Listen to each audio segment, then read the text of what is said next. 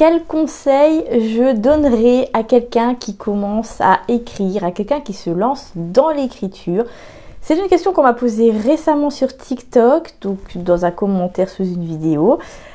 La vraie question, c'était quel conseil je donnerais à un adolescent qui veut se lancer dans l'écriture. Mais je me suis dit que cette question étant tellement intéressante et étant donné que je ne l'ai pas encore abordée ni sur la chaîne, ni sur le blog, ni nulle part ailleurs en fait, que j'allais l'aborder avec vous tranquillement, en mode conversation, donc vidéo sans montage, un peu comme un direct. Voilà, c'est un format de vidéo que vous semblez apprécier. Moi c'est pareil et j'aime beaucoup, donc c'est parti.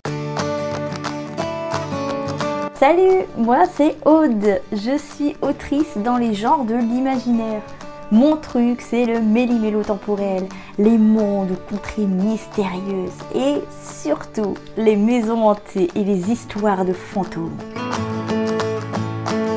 J'aime l'organisation et les livres, et mon chien Champollion. Et vloguer. D'ailleurs, je vous retrouve chaque dimanche à 10 h pour vous faire découvrir les coulisses de mes projets d'écriture. Rendez-vous est pris, abonnez-vous à la chaîne pour ne pas louper tout ça et poussifiez la vidéo, c'est hyper important.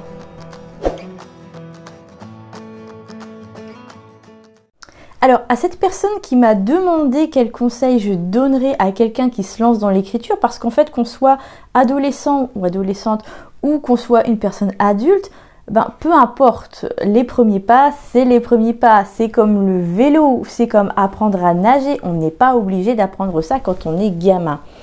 Donc, moi, ce que j'ai répondu à cette personne, c'est d'écrire, de se laisser porter par une histoire qu'on a envie de raconter, par des personnages qu'on aimerait lire, qu'on aimerait découvrir soi-même dans un livre, dans une fiction, même dans un film, série télé, peu importe. Mais juste de se laisser porter et de ne pas trop prêter attention aux conseils d'écriture, aux astuces d'écriture. Parce que déjà, je trouve qu'il y en a tellement que c'est à vous dégoûter en fait de découvrir le milieu de l'écriture. Et puis aussi, je parle de ce que je connais. Moi, j'ai commencé l'écriture, j'avais pas internet, j'avais un ordinateur pour les gosses, vous savez, les vieux VTech, donc avec une toute petite imprimante comme ça, et j'ai imprimé mes premières histoires là-dessus. J'ai écrit mes premières histoires d'abord à la main chez mes grands-parents quand j'avais à peu près 8 ans, le mercredi après-midi quand ma cousine n'était pas là. Et ensuite, j'ai commencé à écrire tout ça sur un traitement de texte. Donc c'était vraiment la base de la base de la base, que du noir et blanc, le truc vraiment très très basique, comme je vous dis. Et puis j'ai imprimé petit à petit mes textes sur cette imprimante. Et je l'ai fait super tard parce qu'en fait j'ai eu mon tout premier ordinateur super tard. J'étais en seconde. Avant ça, ça m'intéressait pas du tout. Et mes parents m'ont acheté un ordinateur pour que je puisse rédiger mon rapport de stage tranquillement. Donc, à la base, c'était pas du tout pour écrire mes romans ni quoi que ce soit. Aujourd'hui encore, j'écris la plupart de mes romans sur papier et ensuite je les transpose sur l'ordinateur évidemment pour pouvoir les relire, pour pouvoir les corriger, enfin dans l'autre sens plutôt. Donc c'est vrai que je me suis pas mal inspirée de mon propre parcours pour répondre à cette question et je trouve que c'est finalement le meilleur moyen de se lancer dans une activité, en tout cas dans l'écriture, de se lancer en autodidacte. Et puis après, quand les questions se posent, éventuellement les noter dans un carnet ou dans une appli de notes simplement sur l'ordi, sur le téléphone, on s'en fout, et de chercher les réponses à ces questions. Mais vraiment d'y aller au fur et à mesure, peut-être même de regrouper les questions sous diverses thématiques, par exemple les questions qui concernent les corrections, les questions qui concernent la doc, les recherches, mais de commencer sans se poser de questions, d'y aller. Et c'est ce que je conseille en général, même dans mes accompagnements, c'est ce que je conseille sur les réseaux sociaux, quand on me pose la question, souvent on pose des questions en message privé sur Insta et sur Pinterest, oui sur Pinterest aussi, et c'est ce que je réponds, c'est d'y aller, de juste se poser sans chercher à comprendre, de s'installer à sa table de travail, à son bureau, et de se lancer. de vraiment ne pas se poser de questions. Se poser des questions, ça va forcément entraîner une volonté de trouver des réponses qu'on ne trouvera pas forcément, des réponses qui vont nous inquiéter, des réponses qui vont nous ralentir, des réponses qui vont nous faire douter, qui vont nous faire demander est-ce qu'on est capable d'écrire cette scène. Moi je me souviens quand j'ai écrit la scène d'Ocre Rouge, dans laquelle plutôt Ocre Rouge et d'autres personnages abordent un train, mais depuis un aéronef, je me suis demandé si je saurais écrire ça, si je serais capable d'écrire une scène pareille, avec une bonne authenticité, avec de bons ressentis, avec les bons mots aussi, la bonne dynamique.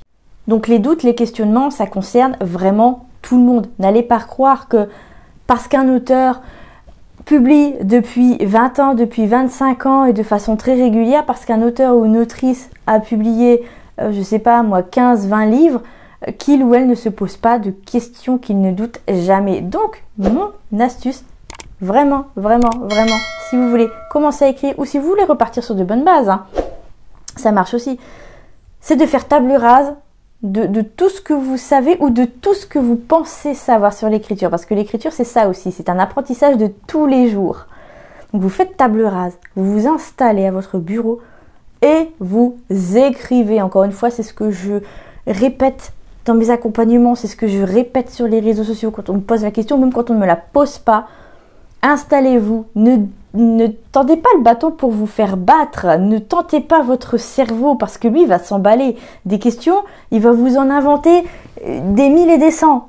Donc surtout ne tombez pas dans le panneau, lancez-vous simplement avec des préparations, avec des recherches en amont s'il y a besoin. Mais tout ce qui est technique, tout ce qui est style, etc., vous aurez bien le temps d'apprendre tout ça après avoir écrit votre premier jet. Le premier jet, je le répète, n'a pas vocation à être parfait. Et tout ce que vous avez foiré dans votre premier jet, il y a carrément moyen de le rattraper pendant la phase des corrections. Ce sera plus long, ce sera plus compliqué, ce sera peut-être plus chiant, mais avec une bonne méthode, une méthode bien solide, une organisation bien solide, il n'y a pas de raison que vous n'y arriviez pas. Et à ce propos, je vous parle des accompagnements là depuis 2-3 minutes. Le lien est comme d'habitude dans la description. N'hésitez pas à me contacter, à prendre rendez-vous pour une séance. Ce sont des séances qui durent 1 heure pour 29 € l'heure. Il n'y a pas de frais cachés, il n'y a pas d'abonnement, il n'y a pas de surprise. Petit prix, grosses idées, je pense que ça va devenir mon slogan. Et ensemble, on discutera de votre problématique. Donc, rejoignez-moi dans le lien dans la description, décrivez-moi votre problématique le plus précisément possible. Si vous avez des questions, évidemment, je suis là, donc écrivez-moi, que ce soit via le site internet, via Instagram. Encore une fois, tous les liens sont dans la description, donc envoyez-moi vos questions si vous avez un doute, si vous ne voulez pas vous lancer à l'aveugle, que je vous décrive tout ça. Et vous allez voir qu'à travers cette séance, on va déconstruire un tas de trucs et on va le débloquer, votre roman. On va régler votre problème ensemble parce que mon objectif, comme d'habitude, c'est de vous aider et de faire en sorte que vous vous sentiez bien dans votre écriture et que vous finissiez d'écrire votre roman ou de le corriger ou de le préparer. Ça ne se limite pas du tout à l'écriture du roman. Ça peut être tout ce qu'il y a autour, y compris la gestion du temps.